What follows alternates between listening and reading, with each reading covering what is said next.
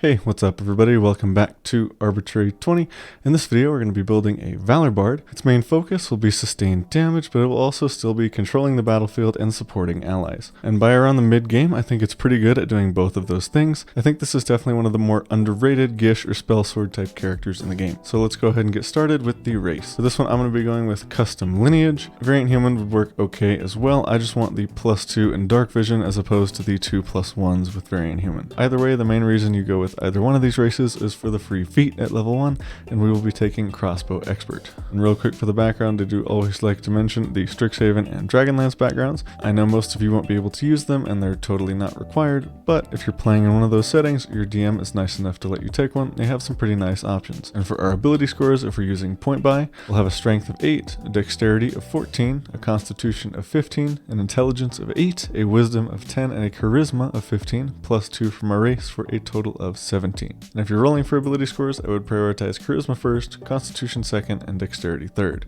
And for our ideal equipment, if you can't start with this stuff, that's okay. Just start as close as you can to this and then work up to it over the course of your campaign. But eventually we'll want to have a hand crossbow, half plate armor, and your spellcasting foci that you're going to need, which will be a warlock one and a bard one. And now with all of that out of the way, starting off at level 1 will be a warlock 1, because of course, what good bard doesn't take a hexblade dip? I'm glad 1D&D is going in the direction of making all warlocks like hexblades, because it's insane how good this is for any charisma based character. Anyway, like I said, our otherworldly patron will be hexblade. With the hex warrior feature, we'll be able to attack with our charisma. That is the big thing here. And then we also get hexblade's curse, which will be a nice single target damage increase when we need it. And then for spells, I would probably go with hex and shield. Hex being a decent starter damage option against the bigger single targets, and then shield we get from hexblade, and that'll be a huge bump to our defenses. That's pretty much everything significant from the warlock dip. If you rolled good enough stats to get a dexterity and charisma that are equal, you could potentially just go straight into Valor Bard levels. I think it's still good for hexblade's curse and shield, but if you don't need it to attack with your charisma, it is worth considering just going straight into Bard to get the full spell progression. Next up, we'll be doing levels 2 through 7, and that'll be Bard levels 1 through 6. First up, we get Bardic Inspiration. Our subclass will give us a couple additional ways to use this, but in general, I would be trying to hand these out before combat, because in combat, we have a better use of our bonus action, that being Crossbow Expert. For spells, in general, for Bard spells, I'm just going to be listing my top picks. You may or may not be able to get all of them. Just pick the ones you think will work best for you. For first level spells, I would go with Healing Word, Silvery Barbs, and Fairy Fire. Healing Word, definitely one of the best low level healing spells in the game. Your ally goes unconscious, you can just use a bonus action and get them right back up. And then Silvery Barbs, I think, is pretty self-explanatory. You can make an enemy reroll and then give yourself or an ally advantage on their next roll. And then Fairy Fire,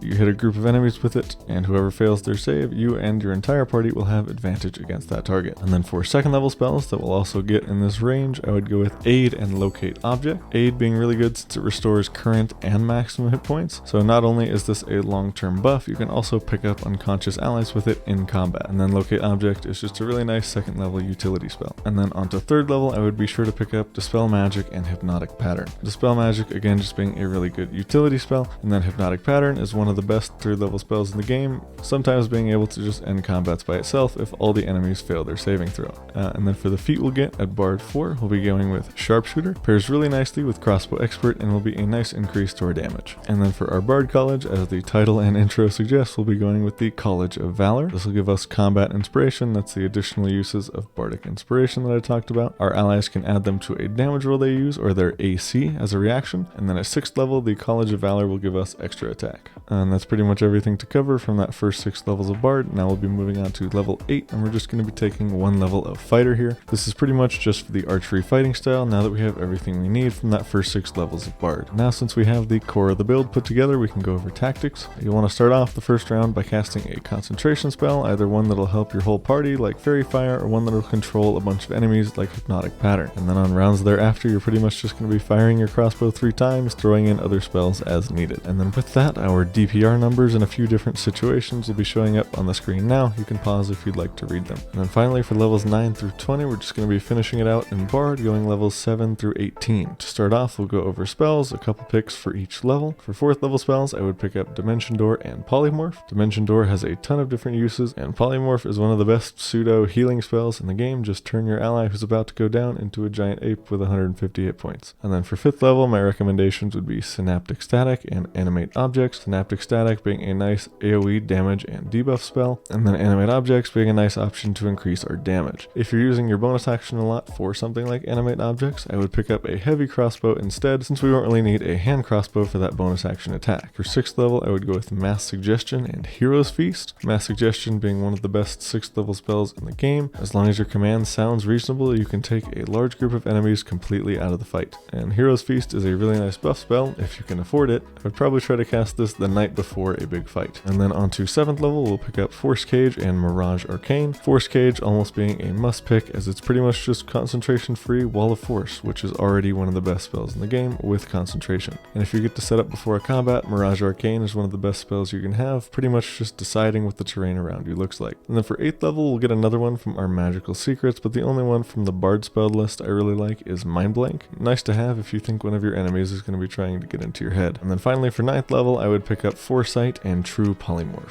Foresight being really good for us as a weapon user, we can get advantage on all of our attacks, and then True Polymorph is just one of the best spells in the game. And then for the 3 feats we'll get over this time, at 8th level I would take Resilient Constitution. This will boost our concentration checks as well as all of our other Constitution saving throws. At 12th level I would pick up either Telekinetic or Fey Touched. The main thing we want here is the +1 to Charisma to bring us to an 18. Just pick whichever one you like best utility wise. And then for our last feat at 16th level I would probably go with Warcaster. You could take another boost to Charisma to get to 20, but I honestly like Warcaster better for another boost to our concentration checks, as this late in the game we're going to be taking a lot of damage in one hit and there's going to be some big concentration checks. And now that we have better spells to concentrate on, and a lot of those spells don't even require saving throws, so our Charisma really only matters for our hand crossbow, I think it's a bit more important to maintain concentration on those stronger spells. And that's all of our feats we'll get, and the last thing we have to cover here is our Magical Secrets. At 10th level I would go with Wall of Force and Find Greater Steed. Wall of Force probably being the best 5th level spell in the game and can just shut down fights outright with no saving throw. I wouldn't even feel bad about using 6th level slots for this spell. And then our second choice would be Find Greater Steed. Really good as a summon that can just go in and attack and increase our damage, or in some fights we can ride it for better mobility. And then at 14th level I would for sure take Counterspell. If you're running into a lot of enemy spellcasters, you could take this at 10th level instead, but unless you're specifically running into that, I would probably wait till 14th level, as Wall of Force and Find Greater Steed are both really good. And then for the second choice, I think there's a lot of good options here. I would say pick one of these 3: Pass Without Trace, Contingency, or Conjure Celestial. Conjure Celestial just being a really good summon spell. You'll probably want to summon a Coatl. Pass Without Trace, if your party actually wants to stealth and try to get surprise, is one of the best spells in the game. Contingency would be a good defensive option. You can set up something like Dimension Door with this to get yourself out of a bad situation. So I would recommend one of those 3. You could also take Simulacrum as well, but as many of us know, this one can be game breaking, so I would talk with your DM first if you want to take Simulacrum. And then lastly, for our 18th level Magical Secrets, I would take Wish and Maze. Wish likely being the best spell in the entire game. You can cast any other spell of 8th level or lower. I probably wouldn't use any of the other effects since you're at risk of losing the spell if you do. And then Maze being one of the best 8th level spells. Like many of our other spells, it can just take an enemy out of the fight with no saving throw. The unique thing about Maze though is it completely takes that enemy off the battlefield for at least 1 round. And then the last thing I want to mention from these Bard levels is our College of Valor subclass feature, Battle Magic. This lets us cast a Bard spell and then make a weapon attack as a bonus action, so we can still get some okay damage in after dropping that Wall of Force or Force Cage. And here at level 20 our tactics are pretty much the same. We just have Battle Magic that I just talked about, and we have better spells to start off the combat with. But with that, our DPR at 20th level in a few various situations will be showing up on the screen now. Once again, you can pause if you'd like to read it. But that's all I have for this one. Let me know what you guys thought of the build in the comments down below. If you'd like to check out my last video where I built an Echo Knight fighter that focuses on first turn Nova damage, you can find that right here. Either way, thank you guys for watching. I hope you have an awesome day, and I'll see you in the next one.